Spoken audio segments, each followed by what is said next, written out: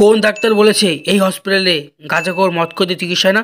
কোথায় সে? তার আজকে দেখেই ছাড়বো, তার গোষ্ঠী ষষ্ঠী পুজো করবোই। ওই যে ওই ডাক্তার বলেছেন। আমি তো আগেই বলে দিয়েছি এই হসপিটালে গাঁজা করতে ট্রিটমেন্ট হয় না। ও তাই? এই বালটা, তোকে বলেছি না গাঁজা খাবি না, দরকার বলে 5 টাকার একটা বিমল কিনে খাবি, গাঁজা খাবি না। শোনেই না কথাটা। ওরে বউ, এ কি বোকাচোদা রে।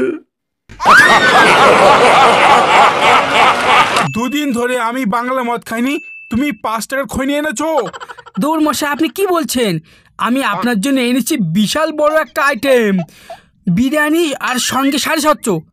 কি বলিস রে? তাই?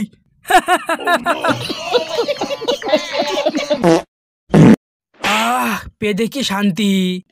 সস্তার বিরিয়ানি আর সস্তার বাংলা মদ খেলে তো এরকম পাতবে। কি গন্ধ মা, কি গন্ধ।